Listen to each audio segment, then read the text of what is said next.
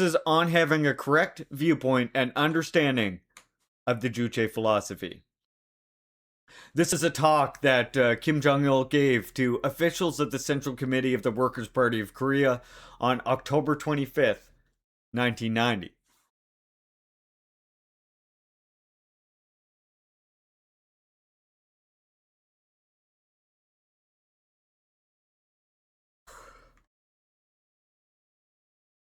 I, Arthur, I see someone has studied Juche in chat. It's good to have you, Arthur.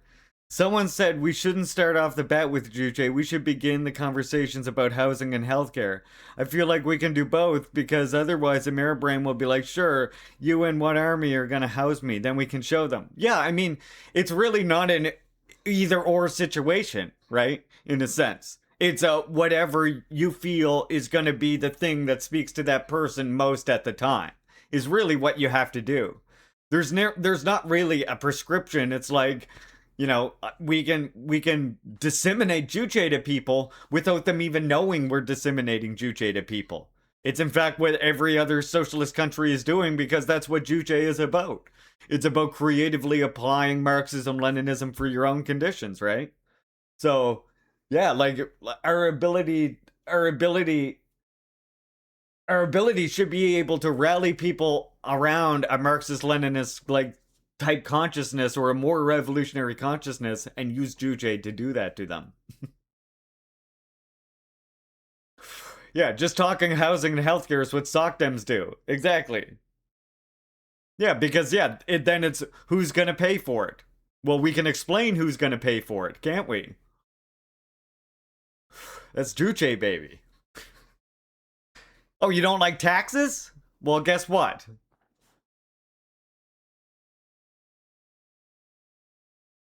All right. So Kim Jong Il, I love the way he starts off his works, and he's like, I've been seeing some people talking some bullshit. Do you think Juche is a robust ideology that can be applied to other countries or just DPRK? Not only can it be applied to other countries, it's not really a prescriptive like that. I mean, it's a prescriptive insofar as Marxism Leninism is a prescriptive. That is, it allows us to better understand our reality, and that's how better to struggle to change our reality, right? In a sense, Juche is like very similar, in a sense.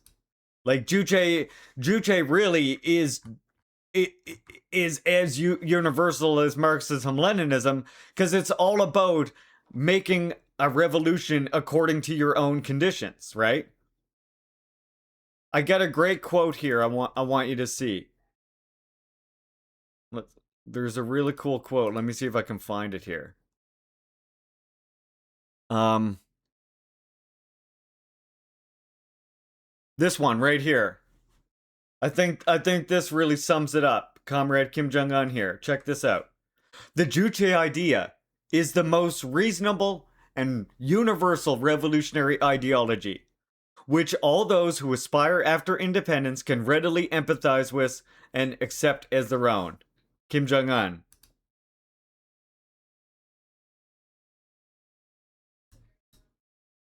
He even says further, today mankind is studying the great Kim Il Sungism, Kim Jong Ilism, which is the application of Juche in Korea, so as to find the road ahead of them.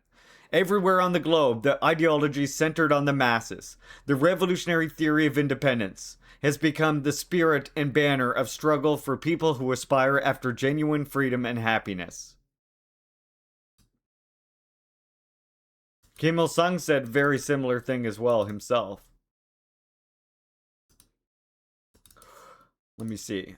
Kim Il sung. I just had to find the exact way that he worded it. Oh, quote memes, quotes. I got it here somewhere. Kim Il sung, where are you? Right here. The Juche idea is an idea we were the first to propound, proceeding from the requirements of the Korean Revolution, and basing ourselves on the experience of the Korean Revolution. But it fully accords with the aspirations of the people the world over. Now, you know what else does this? Marxism-Leninism itself, right?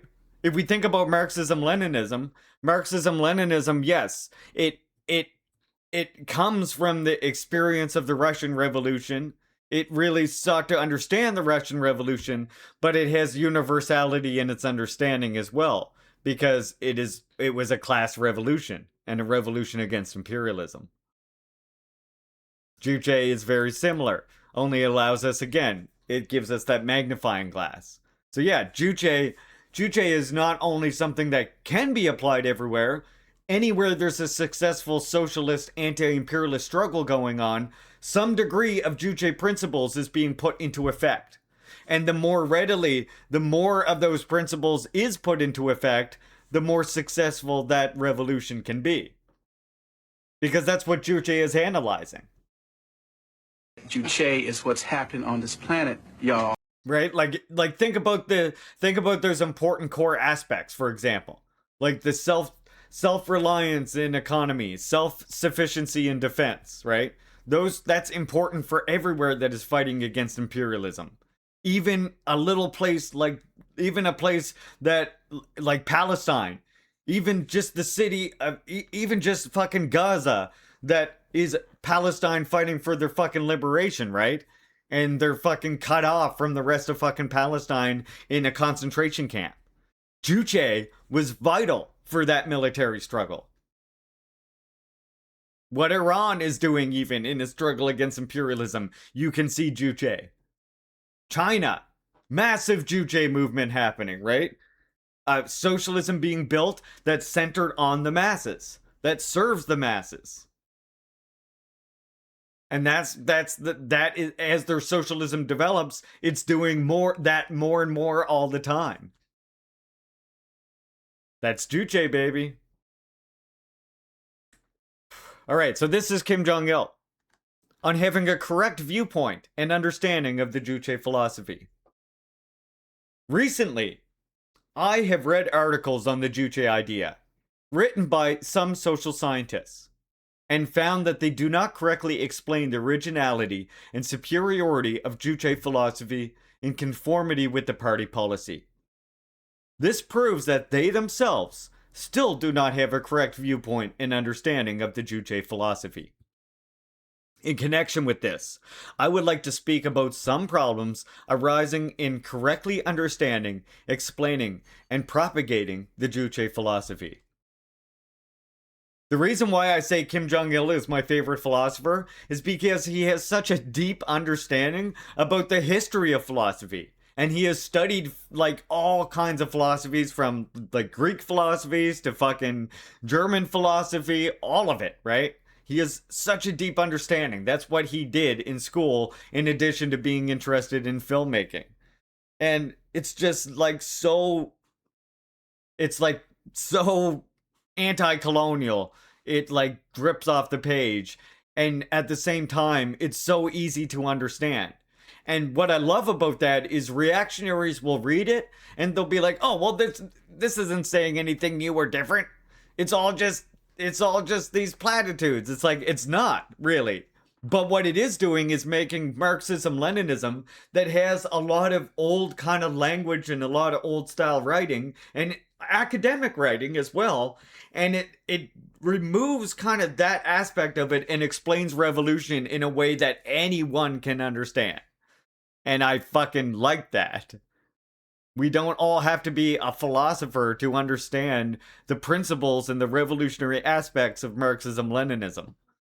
And that's what Juche kind of helps us do. And if you study Juche, it'll help you explain dialectical materialism and Marxism-Leninism without even having to, again, use kind of that language. By just explaining your conditions around you. And what we want, and our principles, and what our ideology is, and what we're fighting for, and what we defend. So to continue, I once referred to the need to correctly understand the originality of the Juche idea, because in the past some social scientists tend to explain this idea in the framework of Marxist dialectical materialism. But it seems to me that they still do not have a correct understanding of this problem. In order to prove the justice and superiority of the Juche philosophy, we must clearly understand the limitations of the preceding philosophy and consider this philosophy in its correlation with the latter. Only when the Juche philosophy is studied in comparison with Marxist philosophy, the limitations of which lie in the fact that it regards the development of all things as a process of the history of nature, can its superiority be clearly elucidated. Some people attempt to explain the fundamental principles of the Juche philosophy, including the essential characteristics of humanity, from the point of view of the general law of the development of the material world, instead of explaining them by clarifying the law of social movement, which is what Juche focuses on. In the final analysis, this can be construed as being tantamount to trying to explain the Juche philosophy from the viewpoint of the development of Marxist dialectical materialism, not as a completely original philosophy. In other words, trying to explain it as something like a Marxism-Leninism, right, as like an extension, the next Marxism-Leninism Juche. It's not that. Marxism-Leninism is still correct. It should still be studied. So should Juche. But you can't understand kind of Juche purely through you can show how it doesn't contrast with Marxism-Leninism, but you can't really explain Juche through Marxism-Leninism because Marxism-Leninism had to exist before Juche could emerge and explain the world. Right?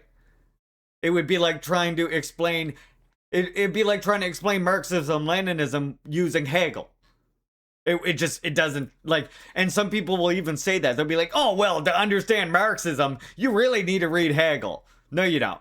No, you fucking don't. Not at all. Not a little bit. You don't even have to read a quote of Hegel to understand Marxism. Those people are Western Marxists who are just talking out of their ass, right? Like, the reality is that Marx took Hegel's method and turned it on its head. However, in reading Hegel, you can see where Marx got his method from. You can't explain Marxism through Hegel because Marxism came after, right? So there's a historical limitation in trying to explain the thing that came before using a lens. It's like people do that with Greek philosophy today. And it's a reactionary way to explain your fucking world.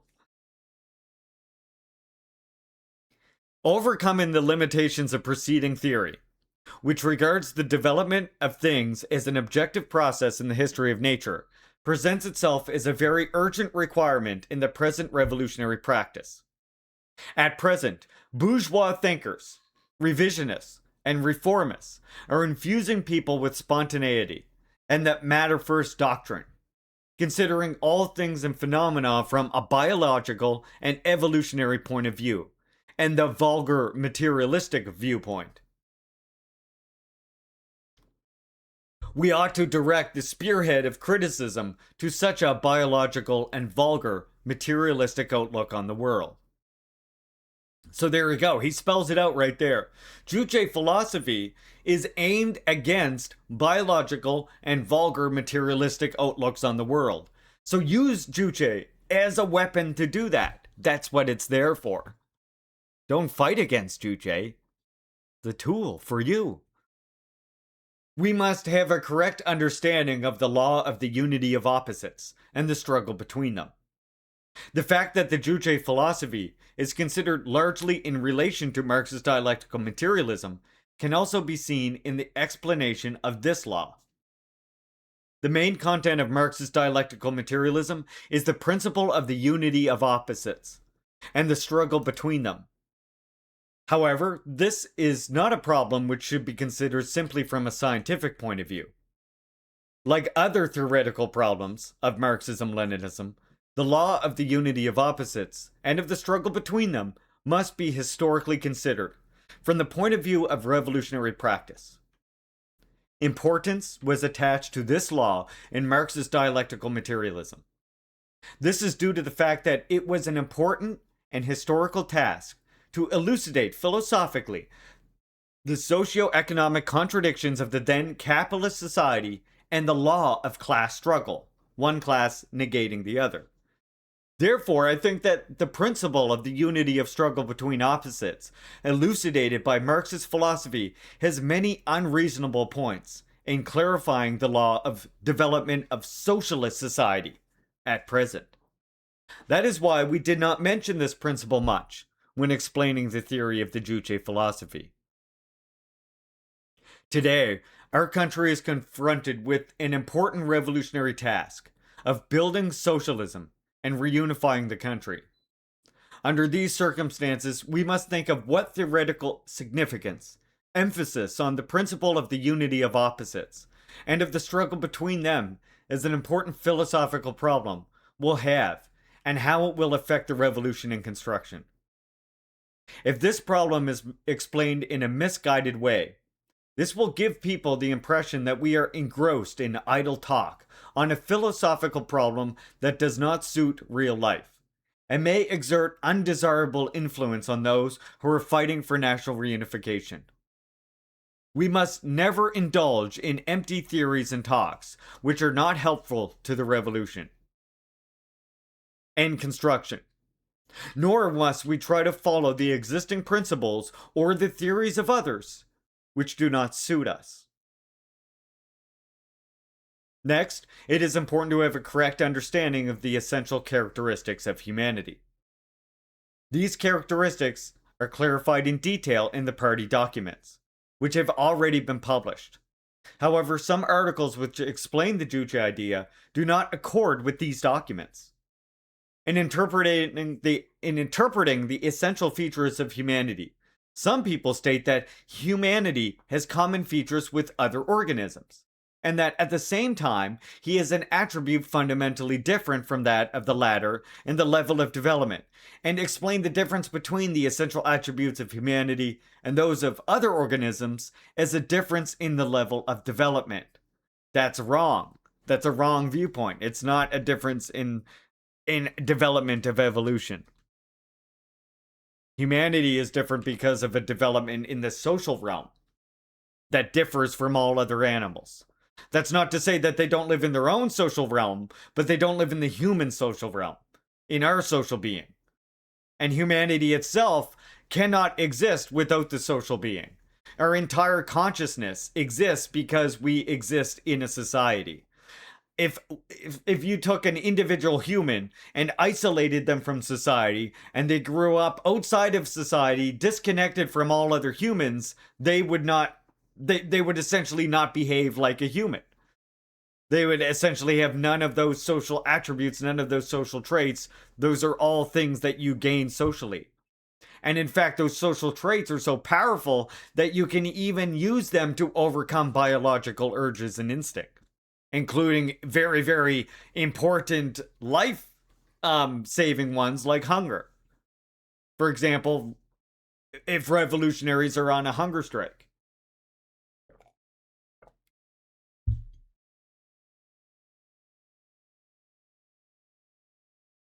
Yep, if one is to live in complete isolation, one must either be a beast or a god. We must not understand man's essential attributes as the development and perfection of the natural attributes, which organisms in general have. Of course, it can be said that when considered from a viewpoint of biological being, or could be argued, that humanity's body is superior to other organisms in certain areas of development. However, when they are considered from the viewpoint of a social being, humanity is fundamentally different from all other organisms for the attributes peculiar to them. So it's not saying that we're better than other organisms, right? It's not saying, but it's saying that we have a different mode of existence. And that through this mode of existence, we should understand that it gives us an ability as a collective in order to alter society. You can't be a god not by yourself. How can you be a god, though? Juche did answer that. Who is the god? It is that which makes the man, right? which is society, the masses. Exactly.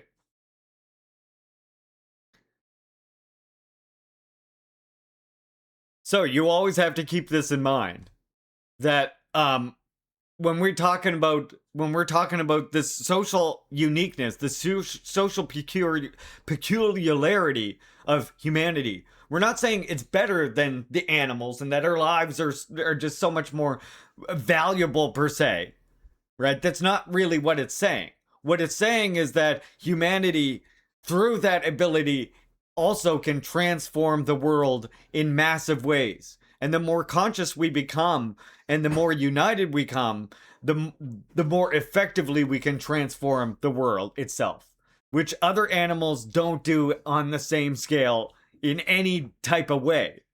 And this is why it is on us to also make sure that we're not destroying the cradle of our own environment, and that we're preserving the diversity in species, right?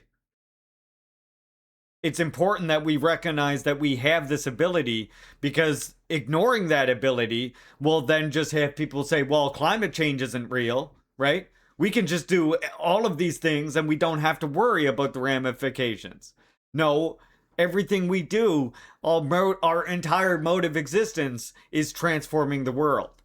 And therefore, we should do so in a very conscious and planned way that not only preserves our development as a species, but the development of this place that allows us to exist as a species, Earth. And we can only do that by sufficient diversity in species, sufficient diversity in food, specific diversity in all of these things have to be protected. And if you think that Juche doesn't allow for this and that Juche doesn't incorporate this, I invite you to look at DPRK today. Look at all the green technologies DPRK is engaged with. The preservation of nature, right? That DPRK does in so much of a better way than the US does, that the West does, despite their technological limitations from sanctions and embargoes. Yeah, there is a specific way of being appropriate to a bird or a monkey that is just as important to them as their species being is to us. Oh yeah, absolutely, exactly, and Juche is not denying that. See, I think that interpretation of Juche, Frank, in a sense, comes from interpreting Juche through a bourgeois philosophical lens and thinking that Juche is seeing the world in this way that bourgeois philosophers do. When we know, like, simply because we know that Kim Jong-il and those and communists aren't seeing the world that way, we know, for example, that's not what it's implying. Further, we know that's not what it's implying because it is starting from the premise of considering Marxism-Leninism to be correct. So you have to first understand everything that Marxism-Leninism is correct, and then Juche adds to that. Which is why I say, like, the people that say, oh, well, Juche is saying that only humanity has consciousness. No. It's saying that only humanity has humanity's consciousness, is what it's saying, right?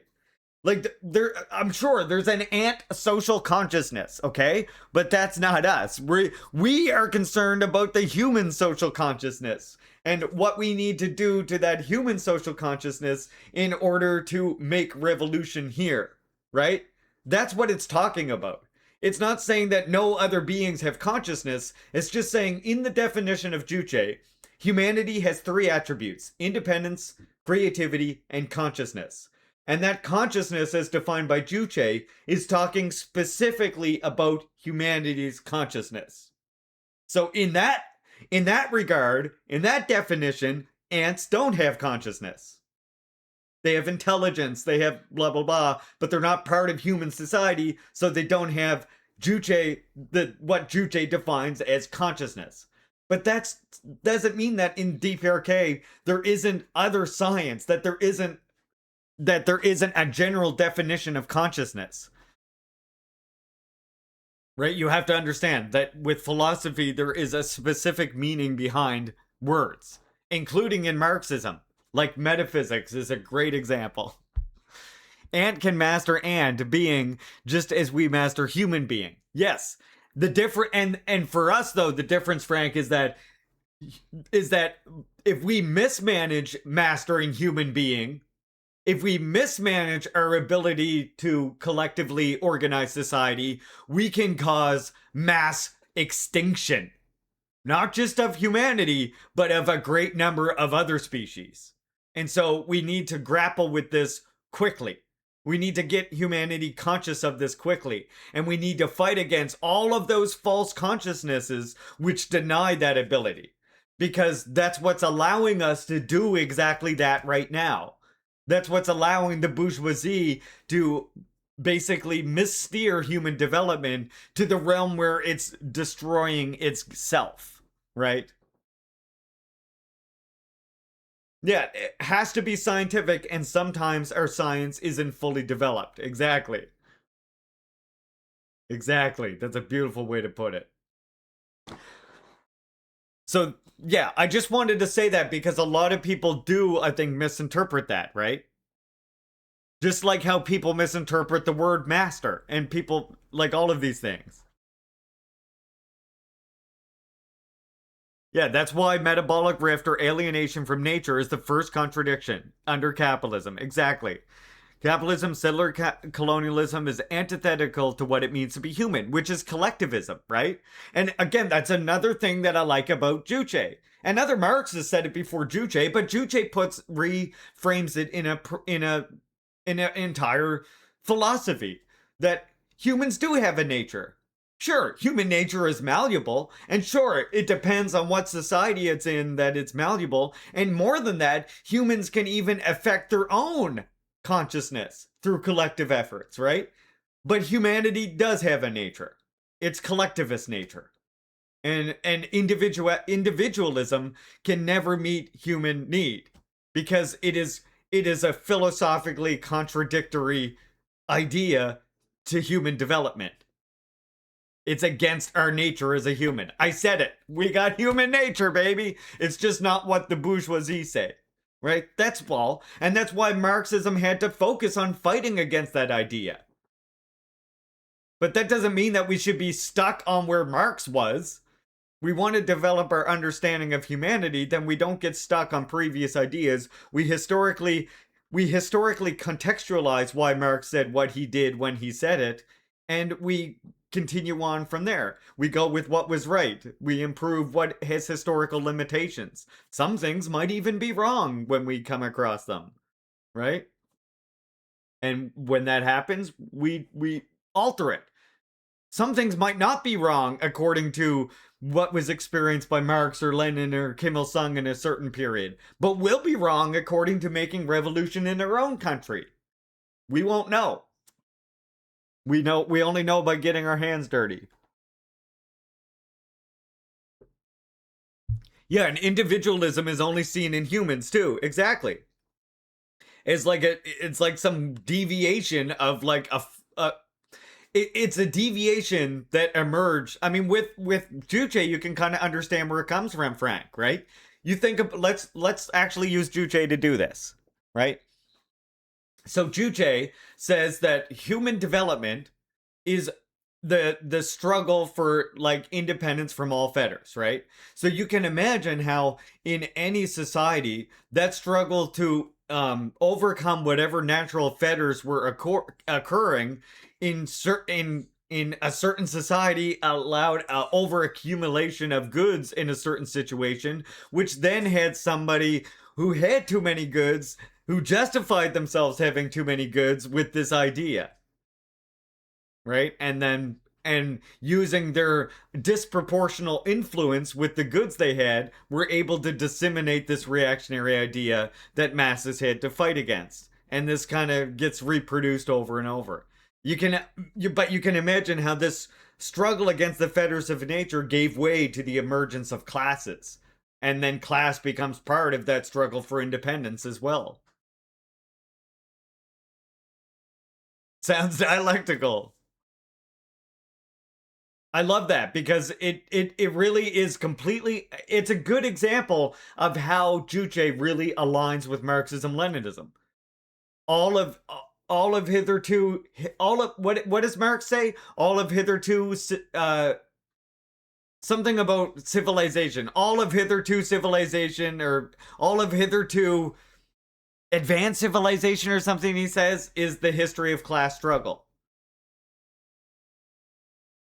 And some people interpret that as, well, meaning that, like, obviously that goes back to the beginning. Well, no, obviously that only started when class starts.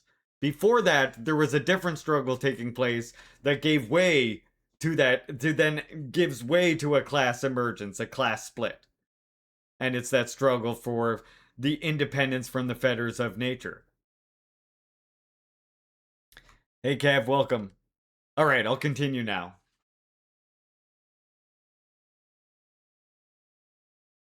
Although humanity is a product of evolution, the essential attributes of humanity, a social being, are not products of evolution. They have been formed and developed socially and historically.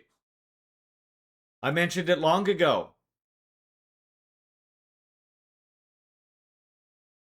However, some people try to regard humanity's essential attributes as a matter of differences in the level of development of attributes which organisms in general have. This proves that they're still attempting to consider humanity's essential characteristics with the evolutionary methodology. It is also a wrong method of consideration to try to seek the essential characteristics of humanity, who is distinguished from an animal in the diversity of biological and social components, and in the complexity of the ways of their combination. See, notice biological and social components. We're talking about different lives here. As a matter of fact, all things have definite components, as well as combination and structure. Therefore, in clarifying the characteristics of things, we can deliberate, in comparison, whether their components, as well as their combination and structure, are complex or simple. According to the degree of their complexity, we can explain the characteristics of different material elements.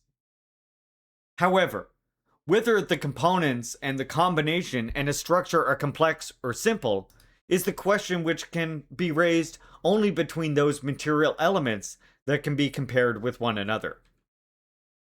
Humanity is the only social being in the world. Therefore, we cannot compare him with an animal by considering their components and their combination and structure. The fundamental differences between social being and natural being cannot be correctly clarified only by examining the diversity and the complexity of the components and their combination and structure. We must have a correct idea of the social being. Some articles explaining the Juche idea write that social wealth also belongs to the social being. However, it is wrong viewpoint to identify humanity with social wealth that was created by humanity. Humanity is a social being. This implies that he is a being that lives in a social relationship.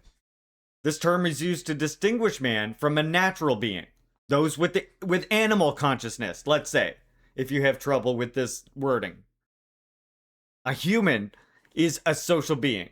They have independence, creativity, and consciousness, attributes which are peculiar to them, and which other material beings cannot have.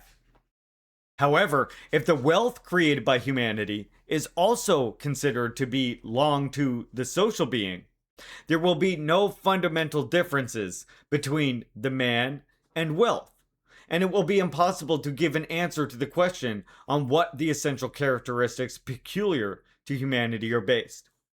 So we can't mistake our ideas that we can create as being us, right? Creator cannot be the same as the creation. So we create all these ideas, but they are not us. We exist in the social being, we create social wealth, but social wealth isn't a part of our social being. Now, when Marx talks about social being, social wealth is included. You follow me? Next, it is necessary to have a correct understanding of the correlation between the transformation of nature, humanity, and society. These undertakings are the three areas of human activity: for realizing independence. So we got nature, which is the world around us trying to make material means for our survival, humanity, which is us and our own transformation, and society, which is the interrelation between us and the distribution and etc. Like the relations of the social relations that determine distribution, I should say. These undertakings are the three areas of human activity for realizing human independence. It is necessary to understand correctly, from the viewpoint of revolutionary practice, what position each of these three transformations holds in humanity's social activity and how they are related to one another. See, now again, the reason why I'm you see why we're saying the natural being or animal consciousness and human consciousness. The reason why we're separating them is because we're literally examining the way we humans develop, the way our society has developed. And trying to do that by looking at what ants do, or what monkeys do, or what is the one Jordan Peterson does, or what lobsters do, is not the way. That's bogus bourgeois philosophy. That's vulgar materialism, you see.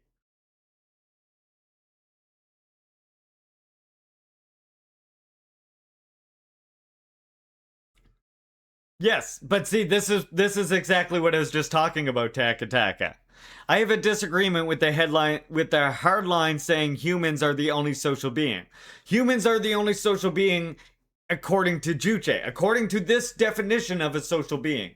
Yes, other animals live in complex arrangements, complex social groups with complex animal consciousness and intelligence. Yes, yes, of course they do. But they don't live in human society. They don't live a part of human social being.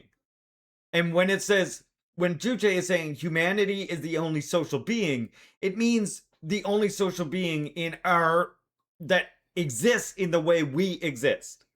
In the way that we exist to transform the material things in the world to make them serve us better, like raw materials, etc., etc.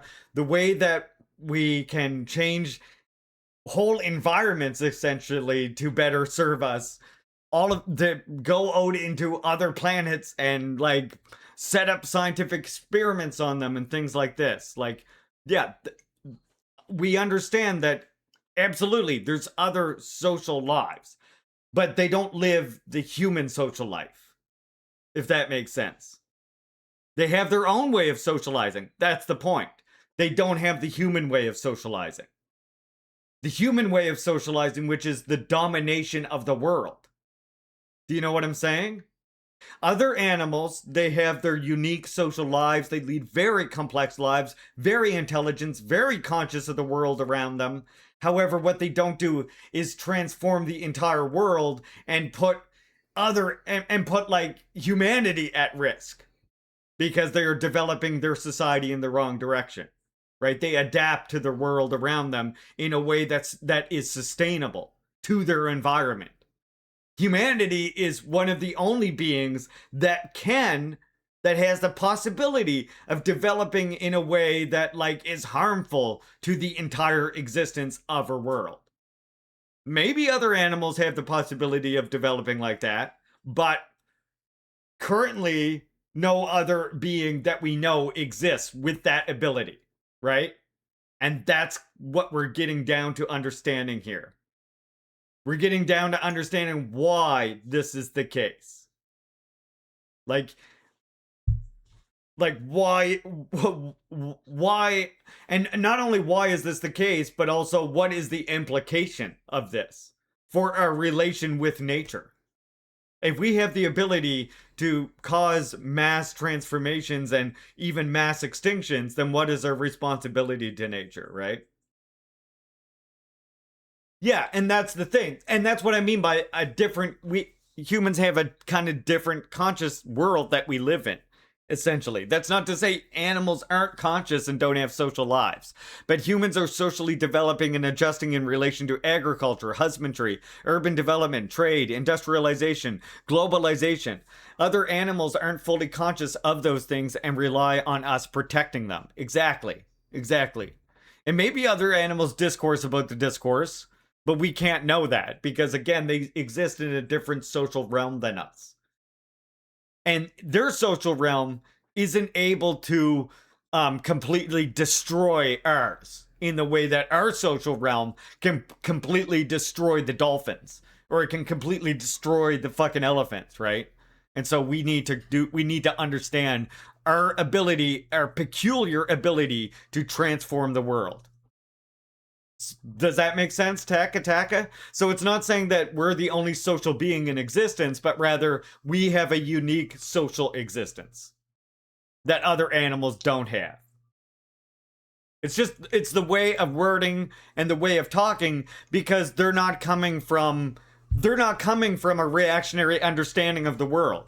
They're coming from an understanding of Marxism, Leninism as their starting point when they're writing this, right? Whereas we have to combat all of those reactionary viewpoints. So that's why it's just put this way, as a matter of fact, as a way of being. Because they've already overcome those reactionary aspects of philosophy, right? It's like illegal, essentially. It's not illegal, but you get what I'm saying. It's not the like romanticizing vulgar materialism from fucking Greece is not like the way in DPRK, you know? So it's not. That's why. That's why it's very much not really explained in that way because it's explained through their practical everyday lives. There are extinction events and population crises that happen in non human ecology, of course, but there's a difference of scale. Non human animals do build their own worlds, but our goal is to not have our self determination conflict with their self determination. Exactly. Exactly. And again, this is something that will require a contest between those social forces that don't yet understand that and won't grasp that for a long time, even.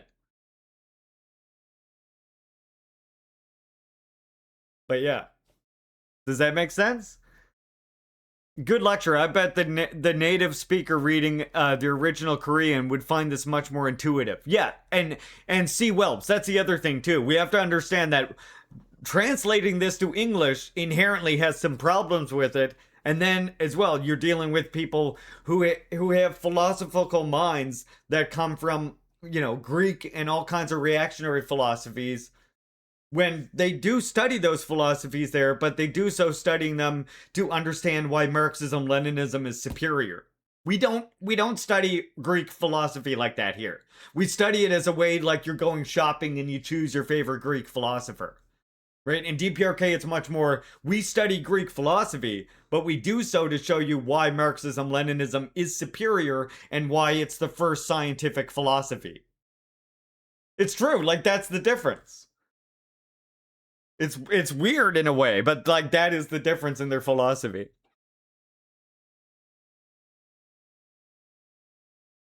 Yeah, no, and it's totally understood why you misunderstood it that way, Taka Taka. And that's why I wanted to expound on that before we even got to that. It is the hardest thing for people to completely understand about Juche.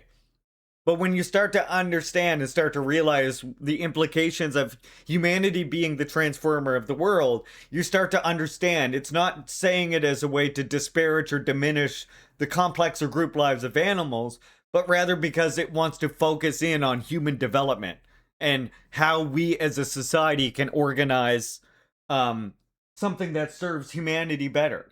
And that serving humanity means also serving to preserve nature. So yeah, thank you for your question. Kim Jong il continues. One cannot give people a correct understanding of the three transformations if, apart from the specific revolutionary practice, one simply explains them in such a way that they are all conducted simultaneously, instead of beginning after the completion of another. Of course, we cannot mechanically say that after one of the three transformations has been completed, another is conducted. However, we must take into consideration that one of them may be given more prominence depending on the stage of revolutionary development. Yeah, I mean, I did too, Frank. Everyone, I'm sure, does coming from that kind of lens. You have to understand the thing that helped me though, Frank, I think, is like understanding that Korean philosophy and like Korean understandings oftentimes there's I don't want to say it's similar, but there is some similarities in some like First Nations understandings of like nature and society and like some of the legends and stuff like remind me of each other in a sense. So I think it's like when you have like when you don't have that infection of Western philosophy, it does make it easier to understand because you're not coming from a place of seeing humans as like superior to animals in that way already. And so that's not even entering into the equation like with us, you know? If that makes sense.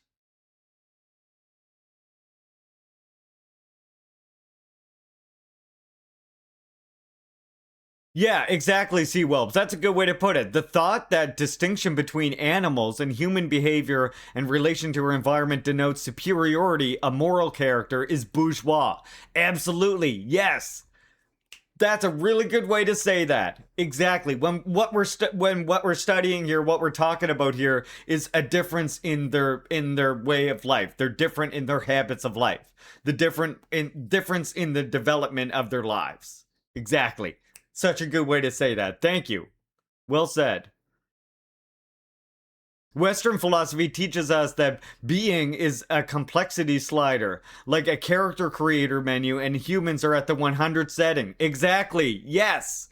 Exactly. And that's the difference, right? Like in non-Western understandings of the world, that generally is not the case. We see ourselves as part of the world. At best, people that should take care of the world because of our ability to understand the world and do a lot of good to the world or harm. This can be clearly seen from the practical process of the developing revolution. In the period of the socialist revolution, the problem of liquidating exploitation and oppression and achieving the socio-political independence of the masses of the people. In other words, the problem of transforming society presents itself as an important matter. However, following the establishment of the socialist system, the problem of transforming nature and humanity for freeing people from the fetters of nature and the outmoded ideas and culture, like those Greek philosophers I was talking about, presents itself as a more important task. Just talk to somebody about Juche and you'll find that out. In this period, nature and man are transformed through the ideological, technological, and cultural revolutions. That's the three revolutions, chat.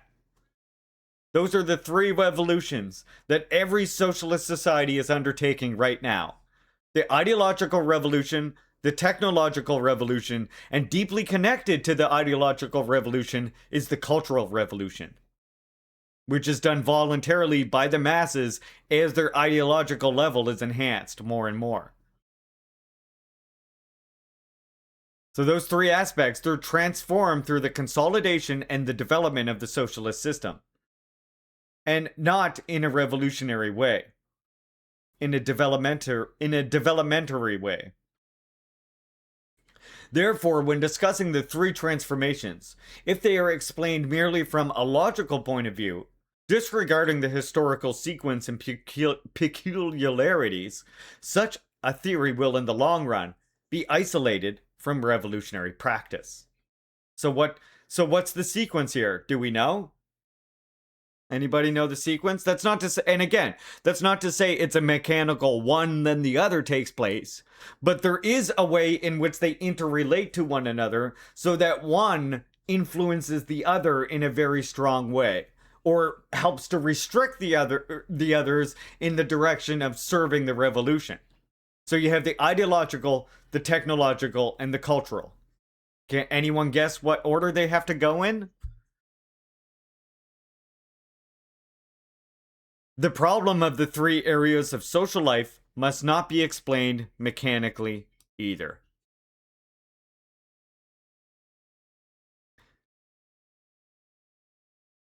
Oh, I love this next part. Everybody's on the hour. I love that. I love that. Lurk bait fishing works. So, the order that you must transform society, you must focus first on ideological. The ideological prevents the technological revolution from being misused or from being used for means that don't serve the revolution.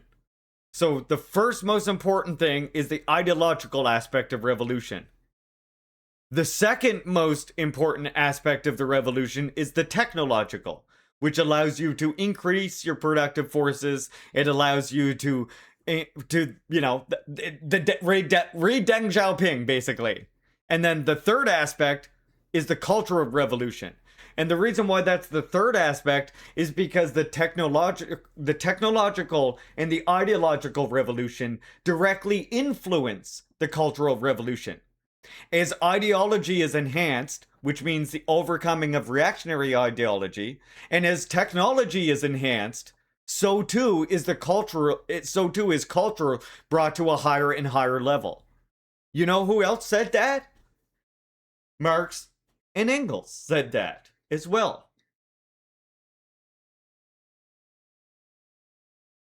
And that's what Deng Xiaoping even understands. If you read Deng Xiaoping with an understanding of Juche, you understood that he understood this as well. That we have to continue with ideological struggle, with ideological education. And in fact, the Cultural Revolution in China, in fact, did a lot of harm towards ideological education, especially because it was some Han students were allowed to culturally insult and culturally offend minorities in China in a way that was not really that helpful to the revolution itself. This is why China considers the Cultural Revolution to be a learning period. To be important insofar as it taught them important lessons of revolution and allowed them to overcome the Gang of Four. But that the Cultural Revolution wasn't really a cultural revolution. It was a movement that happened. And that the Cultural Revolution is an ongoing process in China that is ongoing. As the ideological and the technological level rises ever higher in China, so too does the cultural level. See, we can use Juche to explain China too. Isn't that amazing? In fact, I would say you can use Juche to explain socialism in China better than you can use Marxism-Leninism to explain socialism in China. That's my hot take. Oh, what do you think of that? That's a hot take, but it's true. Because Marx and Lenin, again, they were dealing with the combating of capitalism, the combating of imperialism, and the initial overthrow of the bourgeois state. Not dealing so much with socialist and communist construction, which is why we have to laugh in every dogmatist's face when they go, oh, well, DPRK or China isn't socialist because Marx defined socialism as this and that in the Gotha program, actually. Or it didn't meet these fucking aspects of the Communist Manifesto. It's like Marx isn't defining socialism there. He's giving a very generalized prediction of what socialism will probably look like. Maybe we shouldn't be looking to Marx for our definition and explanation of socialism. You can use that to a degree, using Marxism-Leninism to show, yes, this is a socialist country, even by whatever Marxist fucking standards you're trying to use. But a better way to understand socialism yourself is Juche. Hello, sir. This is 1875. What do you mean we shouldn't listen to Marx? Yeah, exactly, right? And that's what I'm saying. I loved Gotha Program when I read it, but dogmatists have soured me on it. Yeah, I mean, it's a good book. It's a good book. But Marx would never, ever, ever have wanted someone to go, you know what? DPRK isn't socialist. Look at what Marx said in Critique of the Gotha Program. Tanky. Marx would be one of the tankies, and they'd be like, that Marx guy, he's a fucking tanky. He's an Assadist, Putinist, fucking tanky. What is wrong with him? Putin ass apologist Marx, they'd be saying today. How can that Marx apologize for Khamenei and the Islamic Revolution in Iran? And you know how I know this? I explain this all the time, but it's my favorite thing about Marx. My favorite thing about Marx is on his deathbed. The way I know this is that as he was dying, man, literally was like, he's like, you know what, Engels? If these other motherfuckers are Marxists, I'm no Marxist. And he died. Because he was done with that shit. That's what happened. Literally. He was like, if these other gentlemen, these dogmatists, these people calling themselves Marxists, who are like, who are treating my old works like a religious text, if they're Marxists, I'm no Marxist. And then he died a few minutes later. That might be embellished for cinematic flair, but you know, you get it. Legend says he actually died from cringe, yeah. The timeline might be a little skewed, okay? But trust me, he said it. And that's what happened. He died of cringe from dogmatic Marxists. Saab, welcome in. Alright. I'll continue. Just before Engels told him that he made up Stirner to troll him. Yeah. That's right as he passed, I think, yeah. By the way, Marx, Stirner was me all along. And then Marx just rolled over and had enough. He's like, I'm done. Translate capital yourself.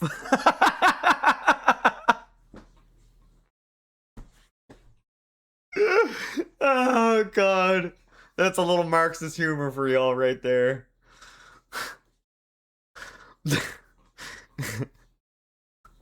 He said, finish capital by yourself then, asshole. And he fucking died. All right.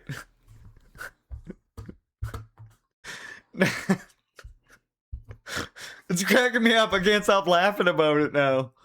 All right, seriously though, come on. Lock in.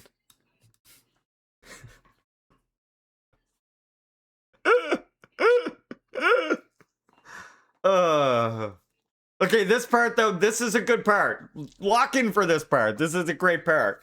This is for all the people. This part I dedicate. I'm gonna dedicate this next part of the read right here. Yep, Engels wrote 2 more volumes of it than Marx did. Yeah, and then Engels himself is like, you know what? I'm fucking done with this too. Okay, so I want to show you. He said, "Send me 10 pounds." Yeah. Okay, this part right here. Lock back in. This part is dedicated. This part is dedicated to all the Marxists who ever said, I would like Iran to get more secular. That's who I'm dedicating this part to. Okay? I'm dedicating this to all the ones who say religious people should not be allowed to join the party. Period. Etc. This dedicated to you. Okay? To all the Marxists who I've loved before, but didn't really love. To all my friends on the left from before. The problem of the 3 areas of social life must not be explained mechanically either. I love this. This is beautiful. I think you're all gonna like this. Okay? Because you know another way that this speaks to a way that people talk. And sometimes when people are talking about social life, you know what they say instead of social life? Do you know what they say? They say spiritual life. And you know what a bunch of asshat Western Marxists do? Spirituality is actually just the social life, sir. Don't be a Western asshat Marxist. That's what this is about. So Kim Jong-il says, some people assert that social life must not be considered by dividing it into 2 aspects, material and spiritual. but that it should be divided into three aspects: economic, ideological, and cultural, and political. They must not suggest the problem like that. Of course, it is reasonable to view human life by dividing it into three aspects: economic, ideological, and cultural, and political. Our party's documents have also expounded it in that way. Nevertheless, we cannot regard it as a mistake to divide human life into two aspects: material and spiritual. The problem does not lie in how many areas of social life is divided into, but in the view of dividing it into two aspects. Material and spiritual is counterposed to that of dividing it into three aspects: economic, ideological, cultural, and political. We always say that people's ideological and spiritual life and their material life constitute the two aspects of social life. Moreover, we maintain at all times that the independence of the masses, of the people, must be realized in the fields of their ideological and spiritual life, as well as their material life. This conforms in import to the statement that the two fortresses, in other words, the ideological and the material fortresses, must be occupied in the building of socialism and communism. When viewed on that basis, of what has been mentioned above, it cannot be said to be wrong to divide social life into two areas: material and spiritual. Interesting, huh?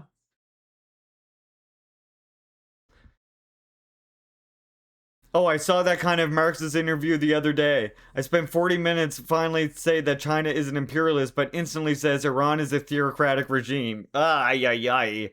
Yeah.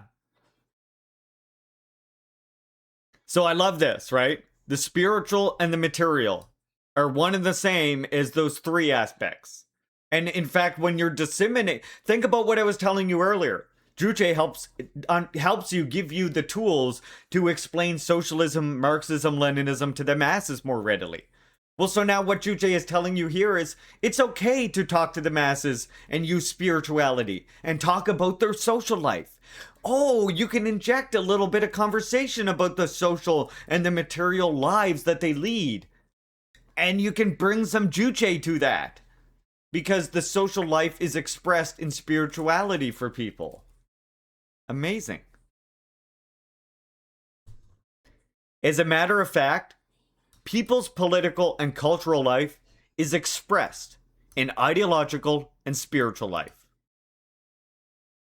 Therefore, it is by no means unreasonable to divide social life into two areas: ideological and spiritual life, and material life, by including political and cultural life in the former. When we speak about the two fortresses of communism, we also express them as the ideological fortress, or the political and ideological fortress, as well as the material fortress.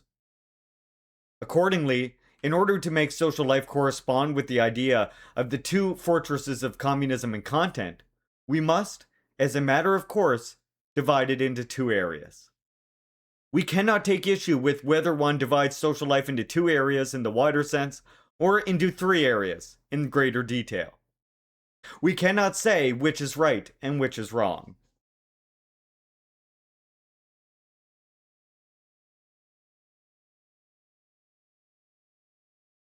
In explaining the correlation between economic life, ideological and cultural life, and political life, it is not right to emphasize only the identity of each of these three kinds of life. To claim that one of these cannot determine another is not only ambiguous expression from the standpoint of the working class, but does not conform to the principle of the Juche idea either. We say that independence is the lifeblood of the people, and particularly stress that realizing socio-political independence is a matter of priority in the struggle to achieve independence of the masses of the people. When we say that independence is the lifeblood of the people, we mean socio-political independence. Because however rich a man is in the material aspect, he can never claim to lead a life as befits a man, if it is not a worthwhile in the social and political spheres as well as the ideological and the cultural field. And what does worthwhile mean? Well, it means worthwhile to us. We want to live as equals with the love and trust of of our collective. That's what that means. Political life and ideological life play a leading and decisive role in the social life. Therefore, underestimating the principal significance of political life and ideological life, and only emphasizing that the three kinds of life have each their own importance, is of no use in practice. The present international situation is very complex. In the international arena, a fierce class struggle and theoretical controversies are being conducted between revolution and counter-revolution, between socialism and capitalism. And under this situation, revolutionary peoples and communists are seeking the right path they should follow. Under the present grave situation, when the question of who conquers whom arises between socialism and capitalism, we must thoroughly defend socialism under the revolutionary banner of the Juche idea.